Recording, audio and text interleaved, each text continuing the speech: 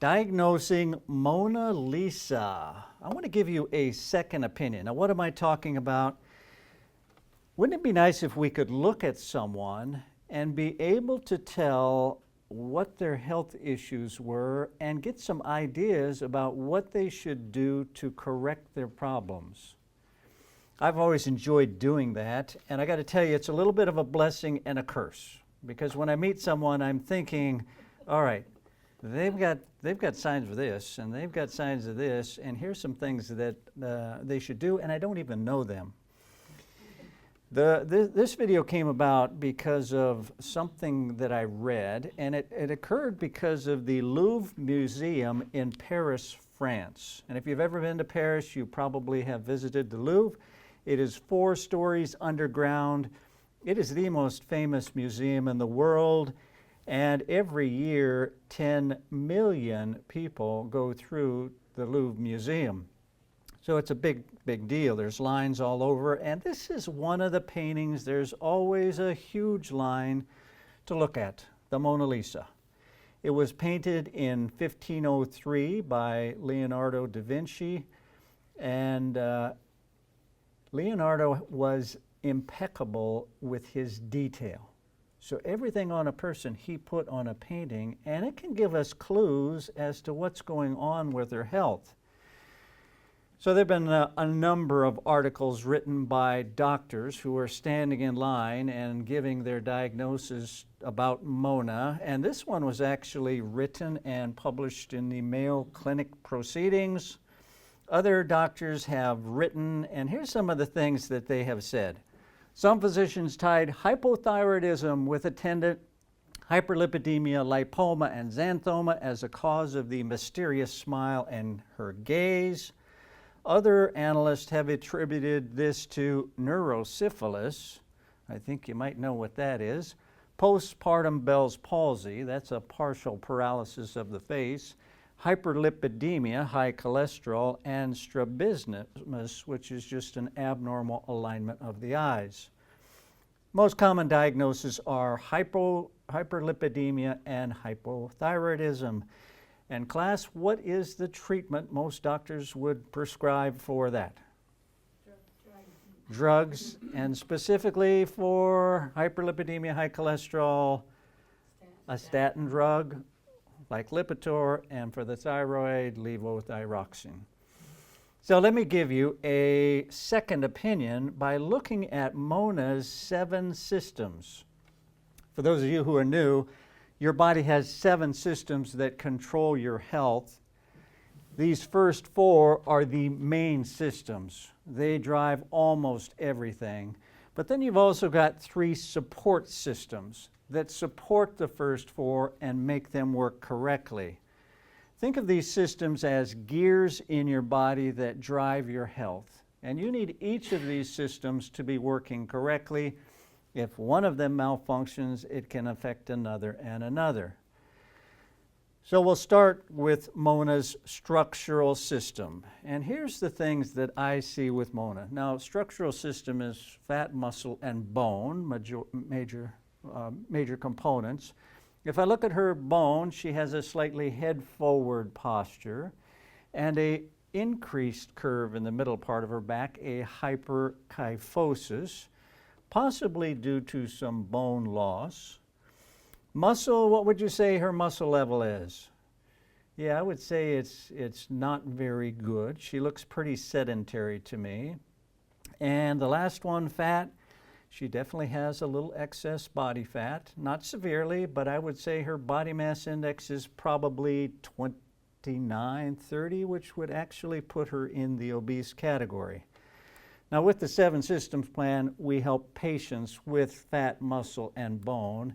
And Candy was a patient about 15 years ago. Problems with her structural system. See the head-forward posture, the hyperkyphosis. She had bone and joint problems.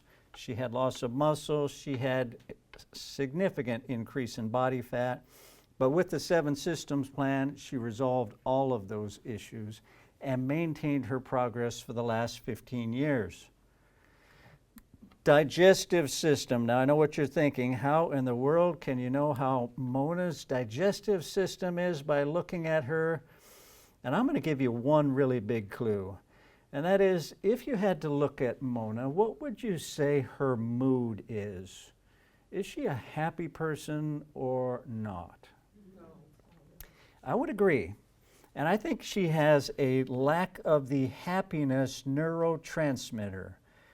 And you may not know what that is, but that is a neurotransmitter called serotonin. Serotonin determines to a significant degree your level of happiness and what your face looks like. Now here's a question for you. What makes this neurotransmitter? Neurotransmitters are little messages that go between neurons conveying pleasure and happiness and all kinds of things. Well, it is produced by primarily microbes in your gut. Your gut bacteria produce 95% of your serotonin. So if you got the wrong bacteria in your gut, you're going to have a deficiency of serotonin. And this is what a serotonin face looks like. Now, I apologize, it's a blurry picture somewhat, but that's not a happy face. That's kind of a forced smile. You know what it looks like when you fix her digestive system? It looks like this. Everything improves. And Diane, again, low level of serotonin. There she is, digestive system fixed. The third system is your delivery system. So you ate the food, digested the food, and now you have to deliver that food to the cells in your body. And if you're delivering the wrong thing through your blood vessels, you're going to damage them. And sometimes that shows up as signs that you can visibly see. And what is the sign? Now you need to look closely, but there it is. That is called a xanthoma. It is a cholesterol plaque that I frequently see in people around their eyes, and it most likely means your cholesterol has been running too high and you are damaging your blood vessels, heart, and everything else. Now, if I wanted to confirm my diagnosis, I would love to have peeked behind her hair to look at her earlobe. And what would I be looking for? A crease. Yes, that diagonal crease right there in the earlobe. Now that is actually called Frank's sign. It was discovered in 1973 by a cardiologist named Sanders T. Frank. Doctors like to name things after themselves. I'm still looking for Luse's sign, but I haven't found it yet. But he had 20 cardiac patients, and he started noticing this in their ear, and he did a little study, and sure enough, it's a frequent indicator of coronary artery disease. Now, they think it's because it damages the small blood vessels in the earlobe. So you start looking for this, you will see it all the time. Steven Spielberg, you have a problem. I'm watching TV a while back, and I said, oh, hit the pause. Look at that, xanthoma and crease in the earlobe. He needs to see a 7 Systems provider. And this isn't a new finding. Look at the carving going way back. These problems have been around for some time. Now the good news is you can fix this issue. Rhonda had high cholesterol, 290, irritable bowel syndrome, fatty liver disease.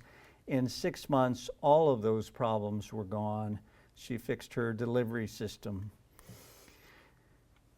Now the food has been delivered to the cells in your body, and there it is turned into energy by your mitochondria. Mitochondria are little power plants inside every cell in your body that produce tons of energy.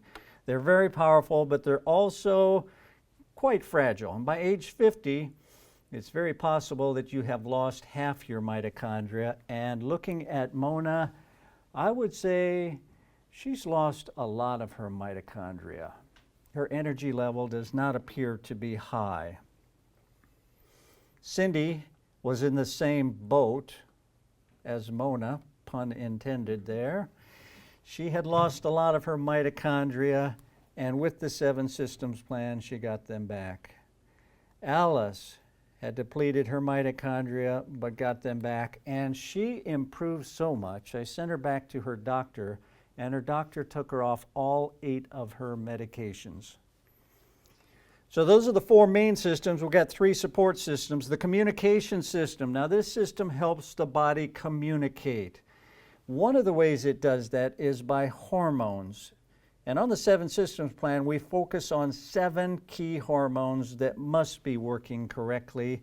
And we have a sign that Mona may have a problem with one of them, and that would be because of this little swelling on the side of her neck. Any ideas what that is? A goiter, yes, caused by hypothyroidism. And to confirm that, we can look at her thinning hair and hair loss, common with thyroid issues. And one more thing, eyebrow sign. Loss of the outer third of the eyebrow. In this case, she's lost the entire eyebrow. This was discovered in 1955 by Dr. Eyebrow. I'm just kidding there. We don't know who discovered that one. But they've gone back and looked at paintings. This sign is also called Queen Anne's sign because she had that loss of the outer third of her eyebrow. So hormone problems can be fixed. They can be corrected. Jody had problems with 2 of the 7 key hormones, corrected them with the 7 systems plan, and now she is doing great. 65 pounds in 6 months and hormones optimized. Your defense system defends your body and protects it against outside invaders. This system can't be over-functioning or it attacks you, and it can't be under-functioning or you get sick a lot. And I think Mona's was overactive and attacking her. So she has some puffiness and swelling in her hands. You can't see any tendons in there. That extracellular fluid is a good sign you have defense system problems. And she also has this lump on her hand. Now, here's what doctors have said. They said they think it's a lipoma, a fatty tumor. But in 40 years of practice, I've seen hundreds of lipomas. I've never seen one on the hand. The other thing they think is maybe it's a ganglion cyst, which is a little fluid herniation from one of the metacarpals. But here's the metacarpal. If it was that, it would be either down here or up here. I don't think it's a ganglion cyst. I think it is just a plain cyst because her body is not defending itself correctly. And also there's just a little bit of redness there, confirming my thoughts. One last thing on the defense system. If we look real closely, what do we see on her fingernail? Some white spots. And what are white spots indications of? A zinc deficiency or mineral deficiency, most commonly zinc. Your defense system needs zinc to work correctly. Marla had an overactive defense system. It was attacking her muscles and bones, severe pain for 20 years. In 6 months, all of her pain was gone, and she had fixed her defense system. The last system in the body is your detox system, and how do we get a clue that she may have a detox system problem? Any of you tell by looking at this? Yes, bags under the eyes, puffiness under the eyes, dark circles under the eyes frequently indicates a detox problem.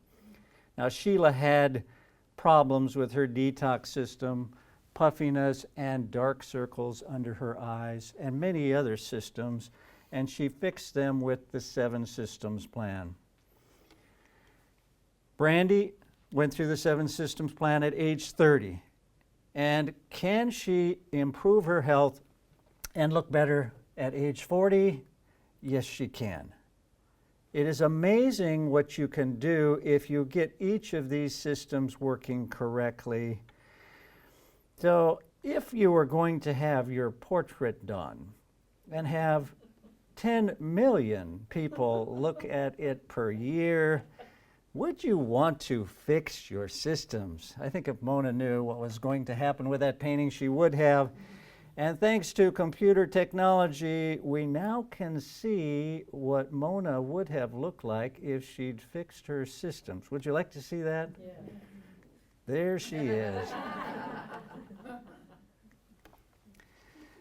The solution to your health problems is almost always in one of your systems. I want to encourage you to fix each of your body's 7 systems. So here's your action steps. Don't be a Mona Lisa. Optimize the function of each of your body's 7 systems.